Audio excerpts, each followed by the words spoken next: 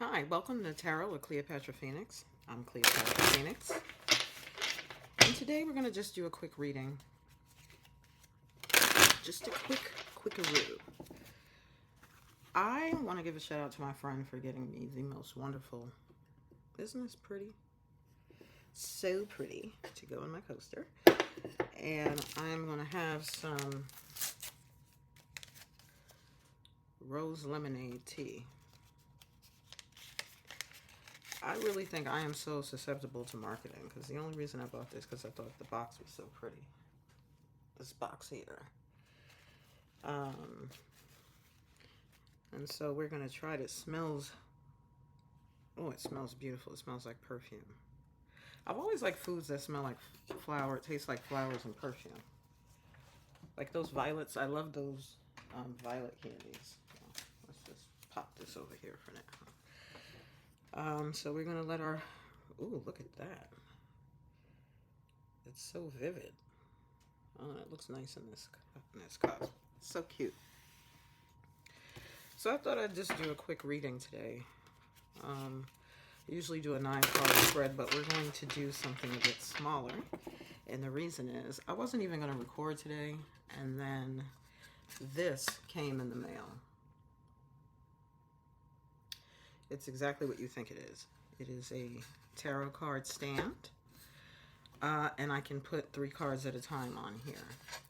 And so I just assumed that this was a message from the universe to get it in gear and record and talk to you guys today. It's so pretty. They had blue, and then they had like a natural finish. I don't know, but something about the pink just popped out for me. So now I feel official. And it came with a mini-me for my card of the day to send you on your way. I was using my phone stand at first. And this comes all the way from Russia. So what a nice surprise in the mail. This was supposed to come a lot later, but I was surprised today, of all days. So yeah, we're going to use that tomorrow for our card of the day. But for today, I'm just going to do like a 3-card reading just to see what messages are out there in the universe floating around for us. Beginning, middle, end, nice and easy. I'm going to shuffle because, as you know, uncertainty is where the magic happens. So we are just going to shuffle these all around. So I have a song stuck in my head. That Press Me by Chris Brown is in my head. I don't know why. That song just reminds me of the summer. And I think all of us have had enough of the snow and the cold at this point. It's kind of like a breath of fresh air. And then everybody's doing all the dance challenges. So, you know, of course, I'm up there trying to do it too. No, I'm not filming that. You can forget about it. All right, so let's see what we have. Let me try this tea out. Ugh. It smells like heaven.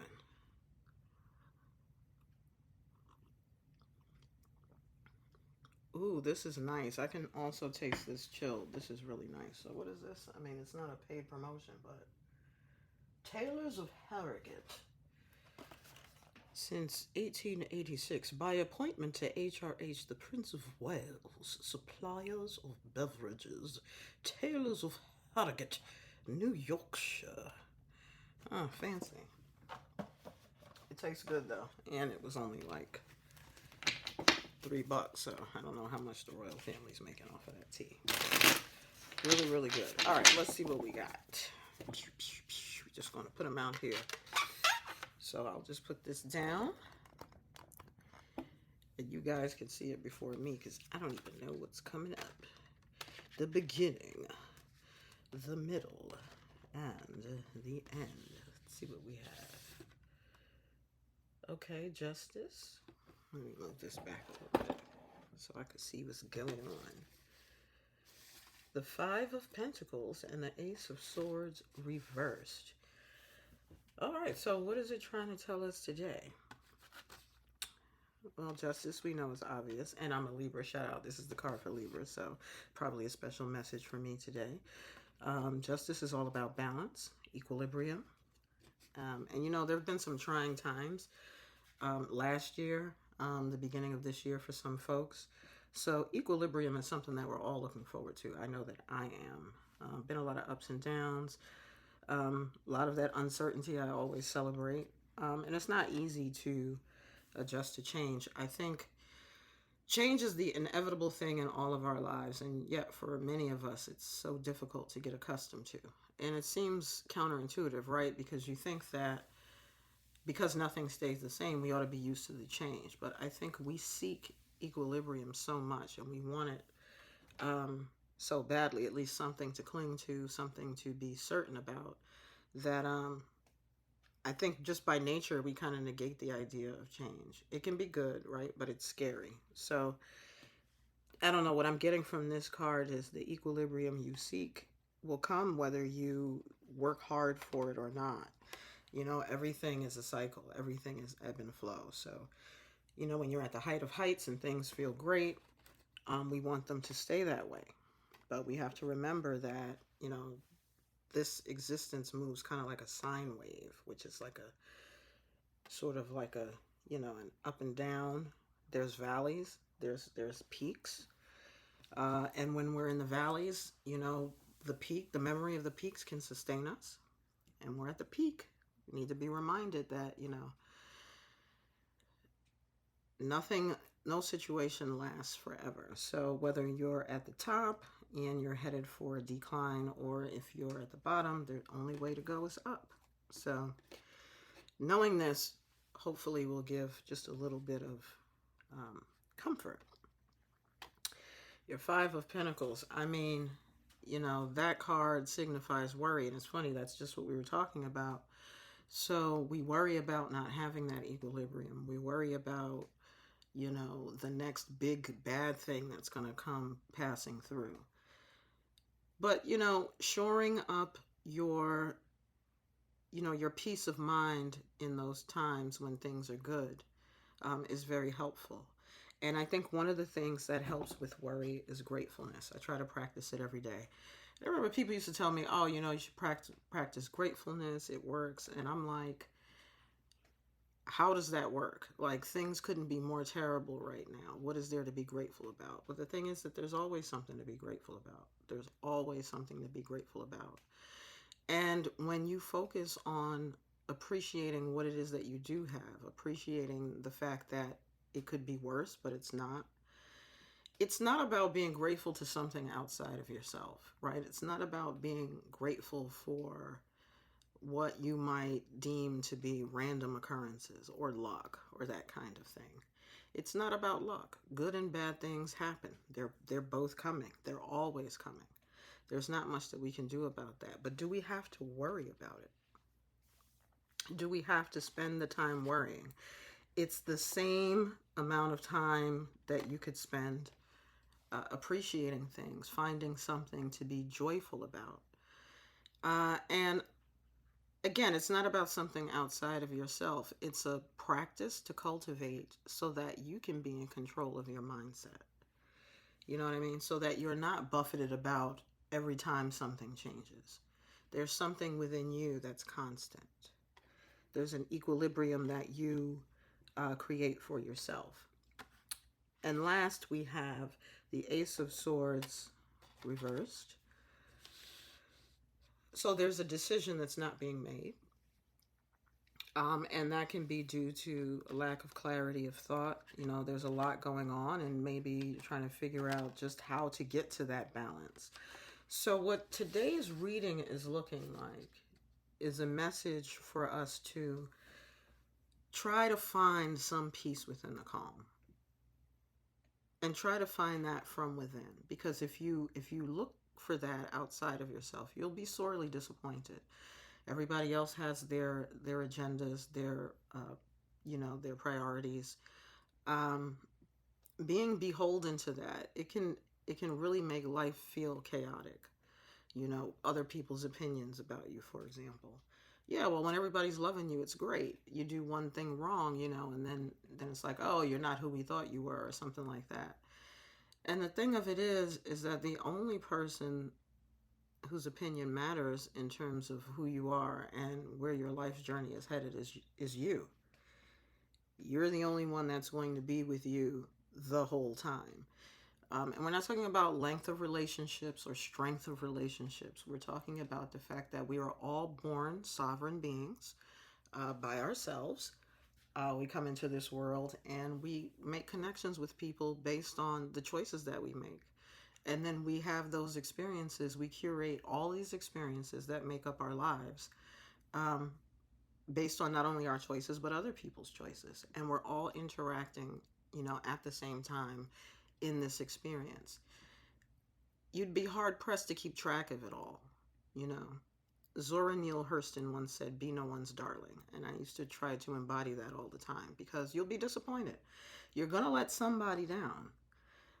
I think the real trick is not letting yourself down. So, by all means, cultivate a sense of equilibrium within yourself. Don't worry about it because either it's going to happen or it's not going to happen. But worrying about it doesn't really influence it one way or the other. When I was little, I remember like something good would happen, and immediately, the response was, "Oh, we better be careful because something bad must be following right after." And the thing is, again, yes, to some extent, your choices dictate what your experiences are going to be. But what about those times where there's things that you can't foresee or things that are out of your control?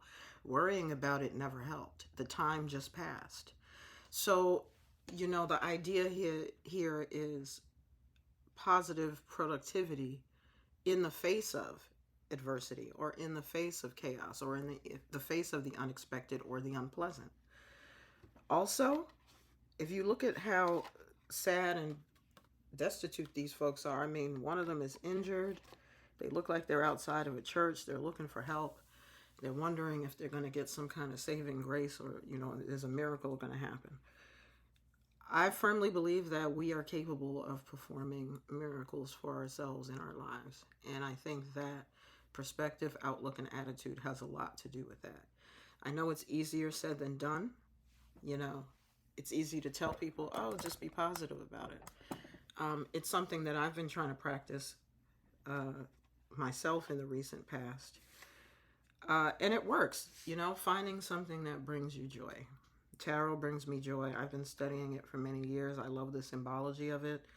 I love the archetypes, the seeming embodiment of different human experiences, all in a set of cards. And then there's so many different ones to choose from, so many different perspectives and artistic takes that people have on it.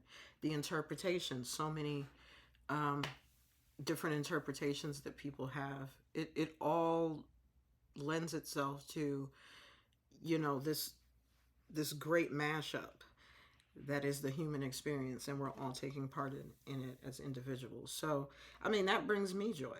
I mean, the 9 to 5 certainly doesn't, and it's not about the job environment, but it's more about this idea of having to make a living, right? Of having to do well, being judged at work, and if you're not doing well, it's directly tied to your survival.